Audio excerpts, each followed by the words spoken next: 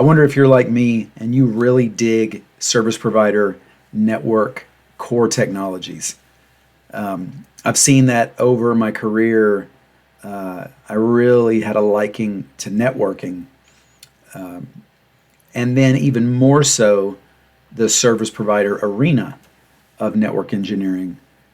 Then I got an opportunity to start working for an ISP some years ago, and it really blossomed even more so. So you'll probably see on my channel I have a good bit of SP videos, and I have a desire to bring forth a lot of teaching in that realm. And so I really want to give an overview of some of the SP architectures and components within the service providers of today. All right, so over here you'll see we can talk about various things related to service providers, architectural concepts, some of the roles from a high level, different variants of BGP, MPLS, IP routing, the layer that MPLS exists at, the types of labels, different types of VPNs in the Metro Ethernet forum. All right, so let's get into this. If this was a service provider core network, okay, and we had a customer over here and a customer over here, and let's even say we have the internet out here, the big I, the internet. You would, at a high level, you would assign role names to these devices. Now, are you configuring these devices with these role names? No. It's just really about the placement in the network that these roles exist. So, let me draw a red cloud around the SP core. That's the service provider core. And as we connect to customer 1 or customer 2, the routers take on the roles of PE, provider edge, as they connect to the customer. This is the edge of the provider cloud as we connect outside of the provider cloud. This, if this was the cloud of the customer's network back here, this would be the customer edge. Okay? If there was a customer router deeper in the customer network, this would be known as a customer router. Okay? The router in the middle of the provider cloud would be known as the provider router, a P router. And then same thing over here. If this is a customer router, again, customer cloud, this is a customer edge router. So you're not going into these routers and configuring these as CEs, Cs, PEs, or Ps, but it's the placement in the network that take on this role, and more than that, it's the type of configuration that is needed in these routers for various things, particularly VPNs, okay? Now I'd like to say at a high level, VPNs can be in the form of layer 2 VPNs or layer 3 VPNs.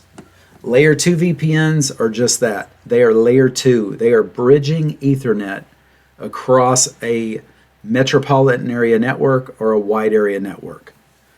You know, it's amazing what the industry has invented to be able to take the humble beginnings of Ethernet as a LAN technology and make it something literally of like global proportions. Okay, you know what, I'll take the opportunity to mention this is particularly what the Metro Ethernet Forum's charter or goal in life is.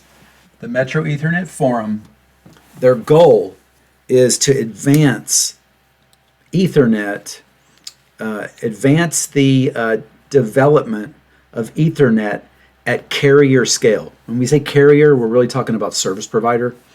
Okay, and so look into Metro Ethernet Forum if you haven't heard of them. They actually have a popular certification that's been around for quite some time, and they're expanding their certification portfolio or ensemble, if you will. MEF CECP, Carrier Ethernet Certified Professional. Okay, if you're working in the realm of the service provider and you're providing point-to-point E-line, as it's called, Ethernet line, or E-tree, Ethernet tree, or E-LAN, Ethernet LANs, whether they're virtual or port-based or VLAN-based. There's a lot of different variants. Maybe I'll speak to that later. But if you're working with that, cellular backhaul, Metro Ethernet, wholesale Ethernet, where you're uplinking customers' Ethernet connections up into AT&T or some other large WAN, continental US or global Ethernet provider. If you're working in that, you're going to want to learn more about MEF-CECP.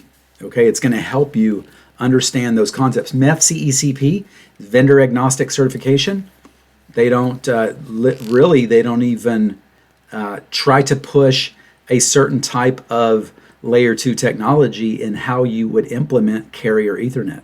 They kind of leave that open to you to decide, for you to decide in your network. Okay, so that's what layer 2 VPNs are. There's a lot of different Metro Ethernet forums speak surrounding layer 2 VPNs, but let me talk about MPLS layer 2 VPNs. Now, before we start talking about VPNs, we first need to build the service provider network. Some of this is where some overlap occurs with any networking that you do. You have routers, you make connections, and you put IP subnets on those connections, and then you turn up an interior gateway protocol, an IGP. So you may be using RFC 1918 address space in here and putting /30s on these point-to-point connections, okay?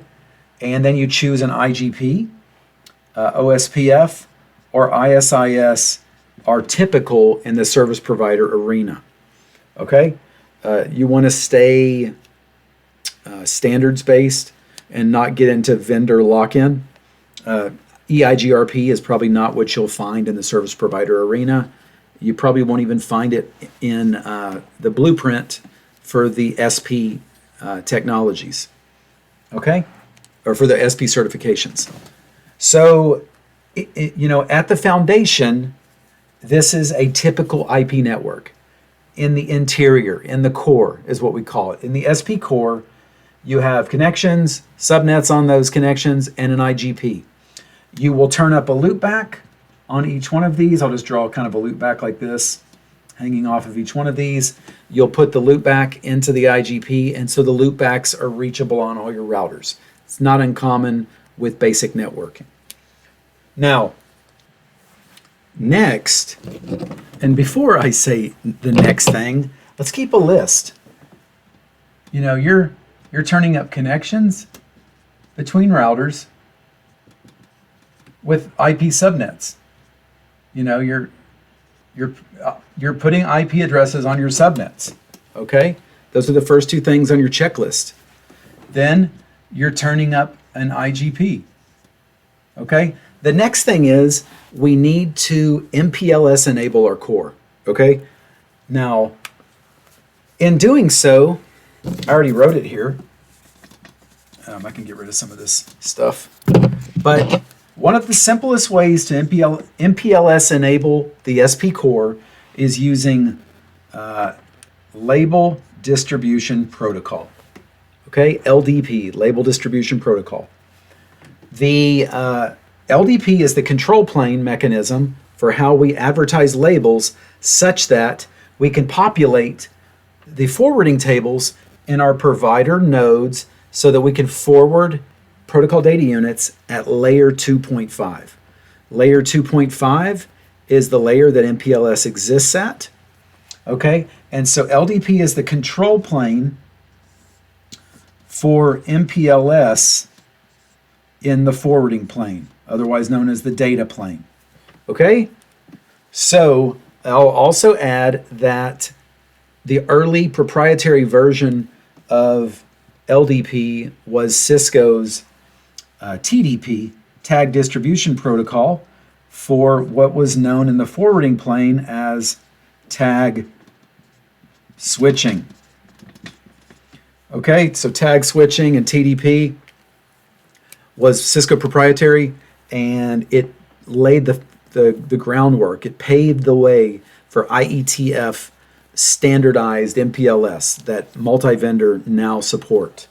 All right, and all the standards-based control plane mechanisms that go along with that. Okay, so this is your forwarding plane, MPLS. This is the means by which we build out our SP core so that we can support MPLS-based layer 2 VPNs. You can't support MPLS layer 2, you can't support MPLS VPNs layer 2 or layer 3 unless you have first enabled the SP core with a label switching technology, first of all right? So I will also add that LDP does not support traffic engineering. Service provider networks often support traffic engineering, and LDP does not do that for you. Okay, you could have a crude way of engineering traffic. It's hardly known as traffic engineering, whereby which you put costs or cost or metrics on your connections for the IGP to see some links as unattractive and others as more attractive, but that's really failing over or steering all the traffic away from a certain link within the IGP. Traffic engineering is much more granular, and it can do it on a much more granular basis. So LDP does not support that. However, there's other MPLS control plane protocols that do in fact support traffic engineering. One of those would be Resource Reservation Protocol. With its retrofit of TE, RSVP came along a long time ago, and it was supposed to be QoS for IP networks. It since has had a rebirth where it now supports label control plane advertisements along with traffic engineering. Okay? And so again, that's to support MPLS in the forwarding plane, but now you have label advertisement with traffic engineering. RSVP TE, sometimes known as MPLS TE. Another one is SR-MPLS. So segment routing MPLS, and I'm emphasizing SR-MPLS because there's another version of SR-V6, that doesn't require MPLS in the data plane.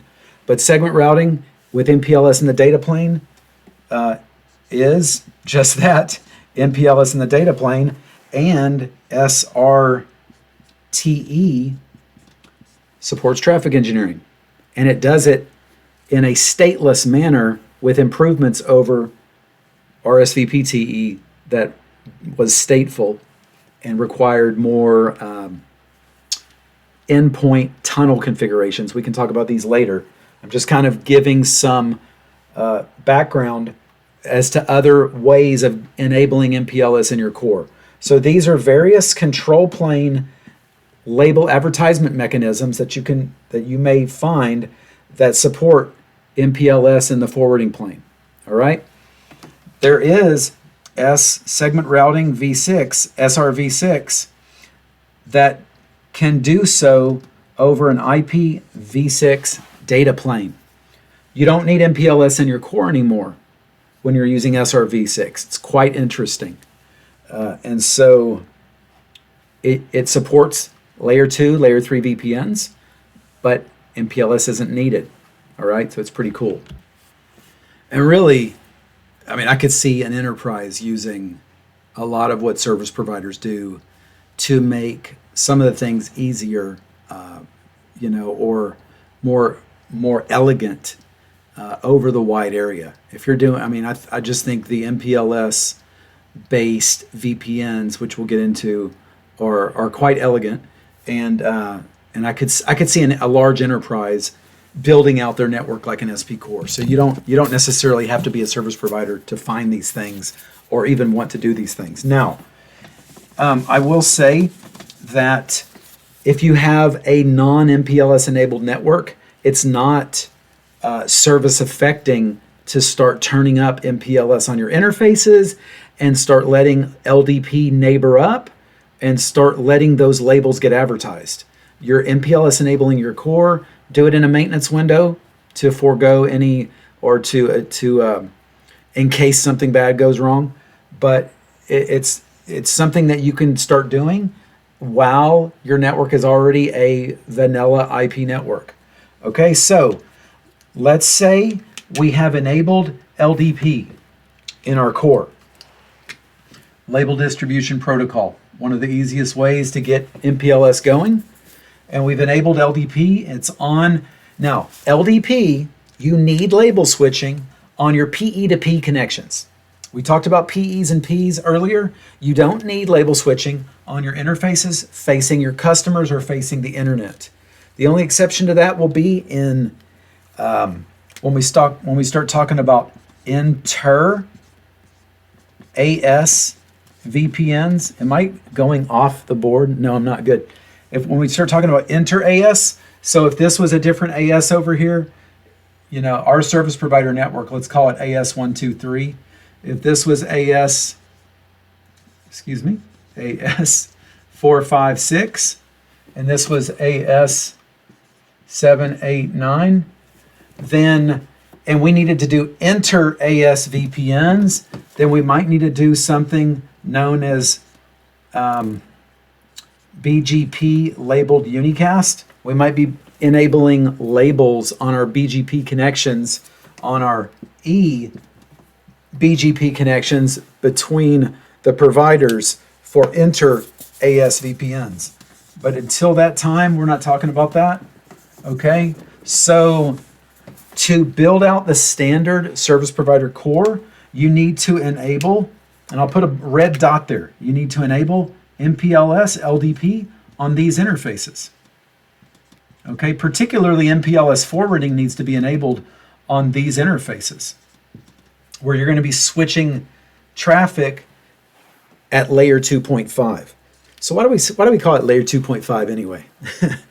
the MPLS tag, the MPLS header, is a 32-bit field. An MPLS tag, an MPLS header is 32 binary digits.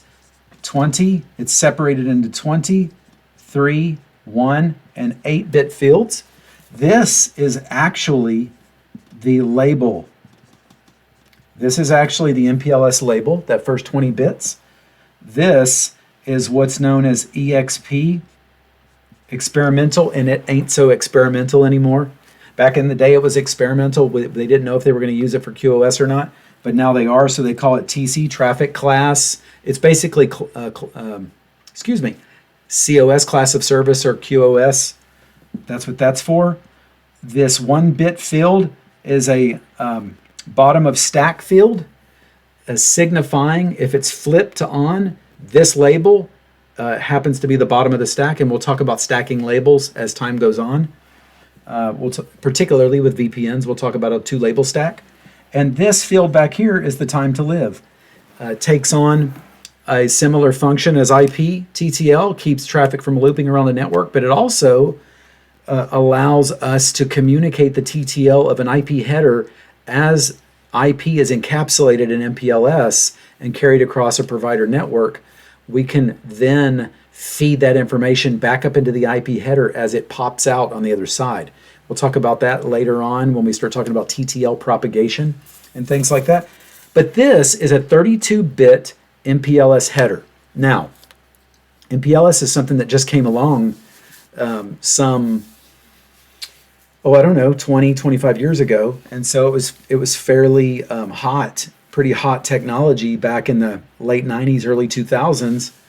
And we already had a model, a layered networking model, so to speak, where we had layer 1 physical, layer 2 data link, layer 3 IP. And then we started virtualizing this service provider network with MPLS for a few different reasons. Some of the strengths of MPLS allows for a faster switching of traffic, a less cumbersome or processor and memory intensive lookup of in the IP routing table, a more efficient label swapping of a label ID as you forward traffic.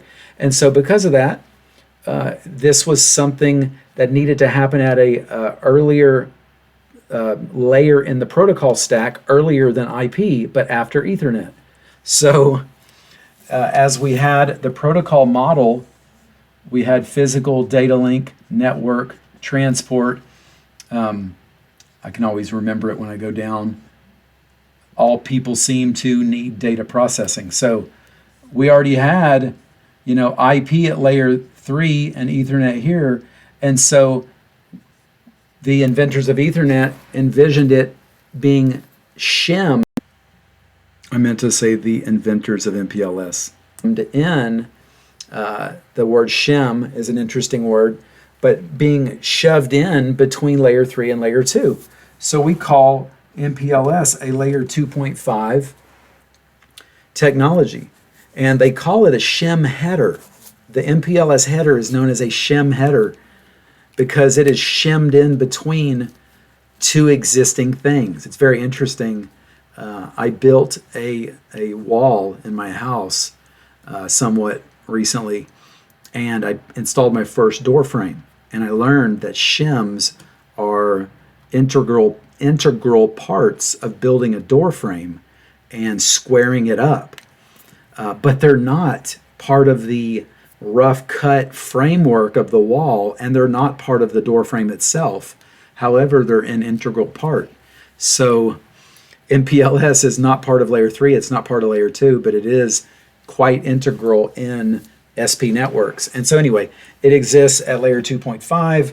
If you sniff it on a Wireshark trace, a protocol analyzer, you'll see it does in fact sit right behind the Ethernet header and right in front of the IP header. We can look at that on a sniffer later. But so there you go. So this is the MPLS label, and we are MPLS enabling our SP core on our provider-facing interfaces, okay? You'll put the loopback into the LDP control plane as well, all right? But you'll most definitely put the router-to-router connections in the MPLS forwarding plane. It's like a two steps in one. When you configure MPLS, you're also configuring LDP. It kind of happens together in one step. In Juniper, it's a two-step process. You configure a LDP protocol. You also configure an MPLS protocol. You don't necessarily have to put the loopback in the MPLS protocol stanza in Junos, but you have to put the loopback in the LDP stanza. Okay, so we can show that later. Trying to keep this vendor agnostic, but speak to two prominent vendors that I'm going to be showing some examples on later. All right, so this is enabling what is known as the core label switching in the SP core. I've said that a few times, but there's a reason. So in doing so, we have reachability to all these subnets, and particularly to the loopbacks. We have labels that are assigned to the loopbacks of our edge routers. Okay, the edge routers are quite a key position when it comes to VPNs, the PEs. One of the other big reasons for MPLS was the efficiency aspect of forwarding and lookups and tables that I mentioned previously. But it was also that the growing BGP global routing table was enormous, and transit ASs had to carry the full table in their AS. So each transit router had to have the full BGP table in it. MPLS, it enabled something known as BGP free core, where your core was now BGP free. It was free of BGP routing table, okay? Now, in order to do that for layer 3 VPNs, there was a two-label process. We've talked about enabling the first foundational core label. We call it the transport label, or the core IGP label.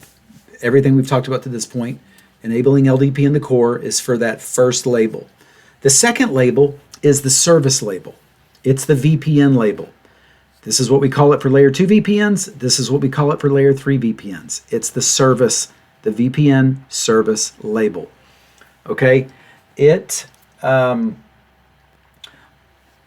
is the label that is used to signify what prefixes are learned on this interface, or what Ethernet frames are coming in that interface if it's a layer 2 VPN.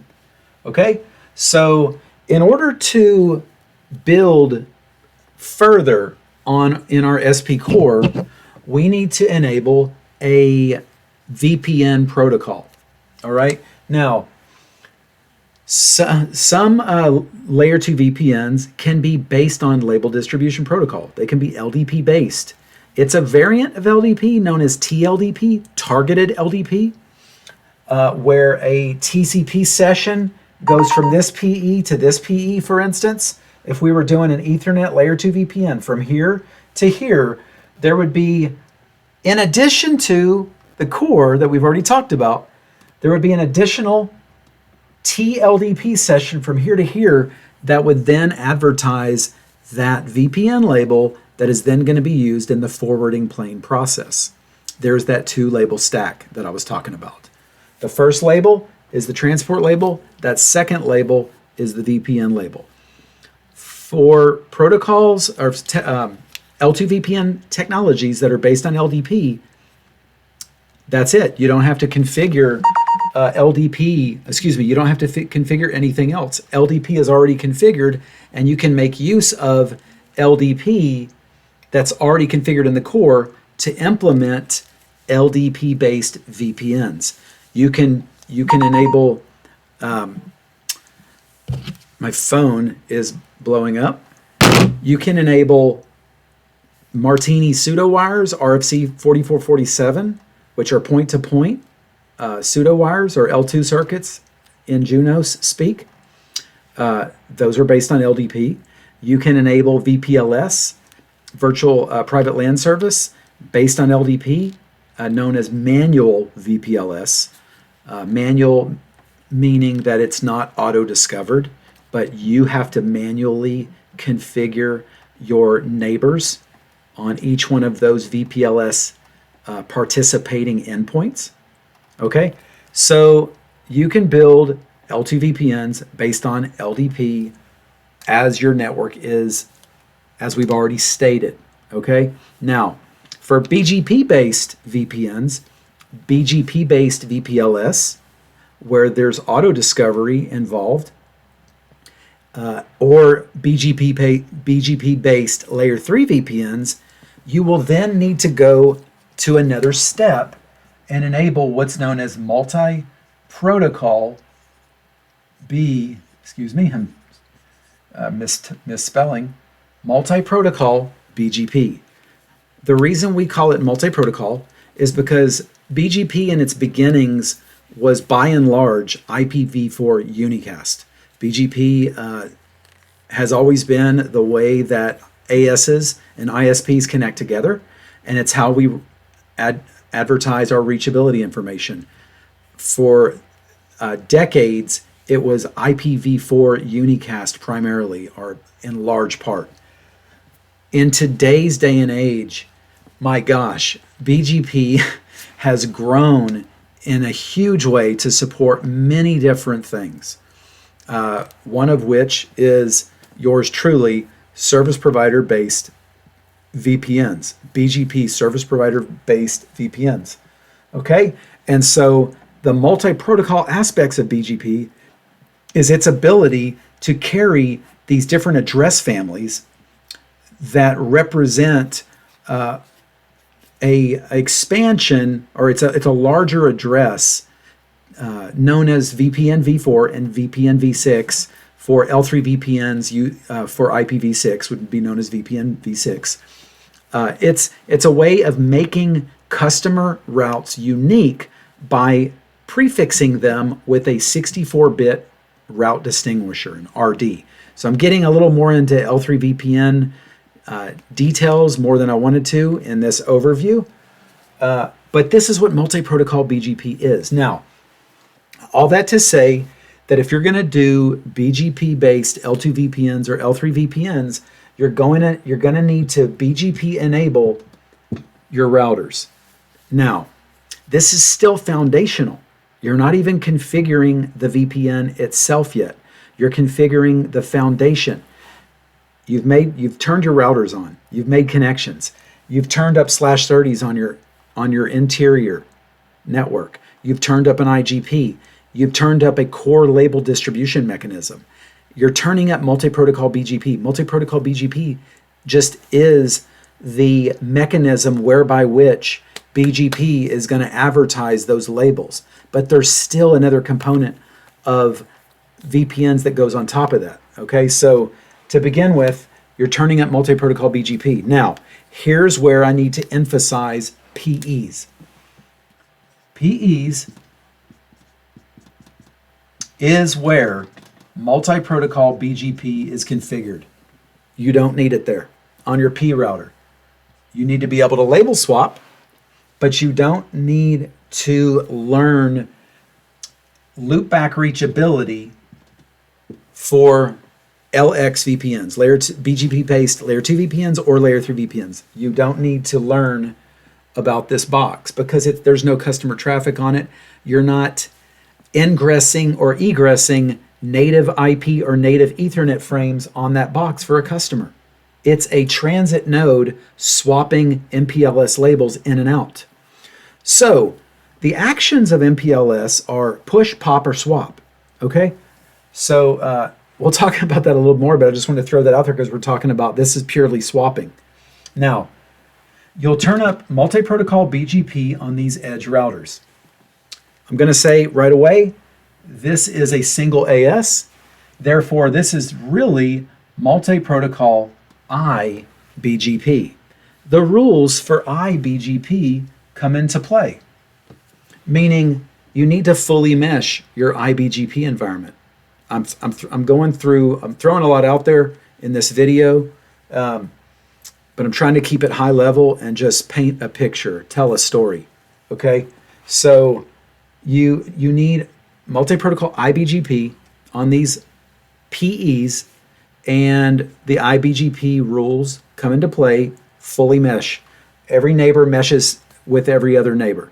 So this is where the n times n minus 1 divided by 2 formula comes into play. That's basically how many TCP sessions you're going to have to fully mesh IBGP. There's only two ways you can relax this requirement: confederations or route reflectors. Route reflectors are the more popular way of turning up BGP and an SP core. You're going to want to use route reflector redundancy to eliminate a single point of failure in a route reflector. We can talk about that a little more later. But you're turning up IBGP in here. Now, I emphasize PEs because, like I said before, this is where BGP needs to be configured. This is where we start to emphasize that the PE, when you say this is a PE, you know right away this is where an extra level of configuration is taking place in the SP network, particularly related to groundwork VPN that needs to be put into place. Next step, virtual routing and forwarding instances, otherwise known as routing. I'll try to abbreviate or just draw it real quickly. Routing instances. A routing instance or a VRF. Cisco calls them VRFs. Juniper, when you configure them in Junos, it's called a routing instance.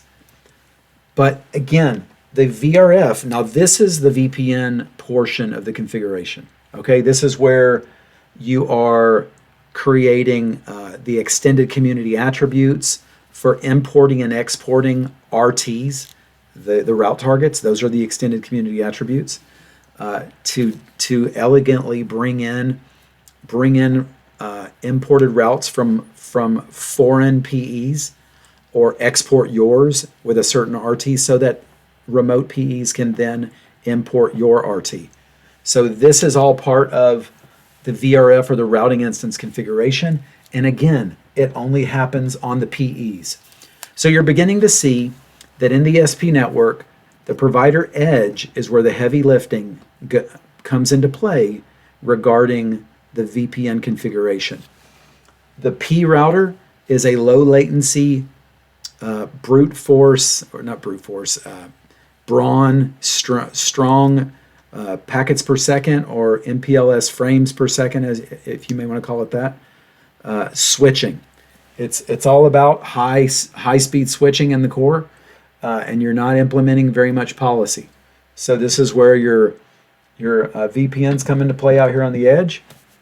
Okay, now when a IP packet comes into this PE, it's what's known as label in position, or push. You're pushing to stack MPLS label on this IP packet.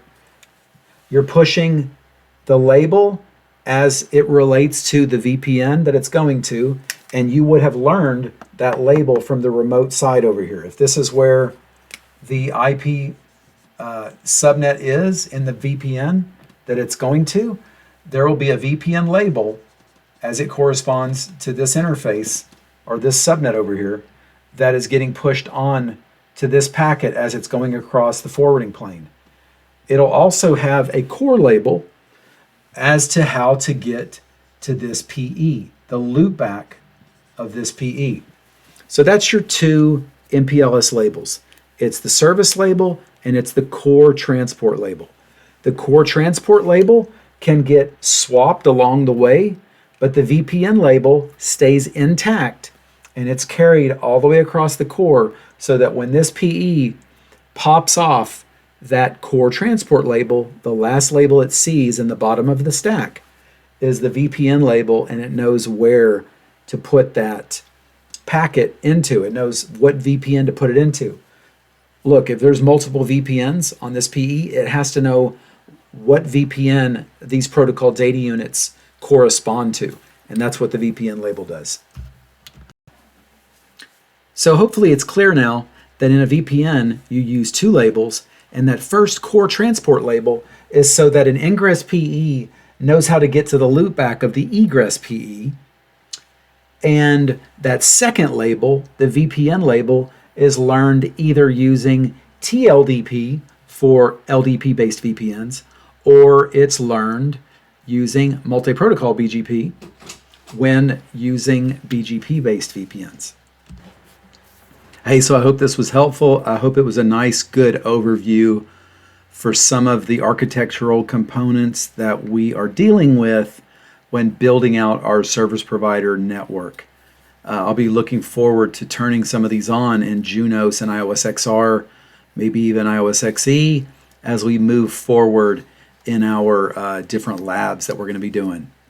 All right, so subscribe, like the video, give it a thumbs up if you want to, share it with someone else that you think might benefit from this video, and leave a comment if there's something that you'd like to share. I'd appreciate that. And until next time, thank you very much.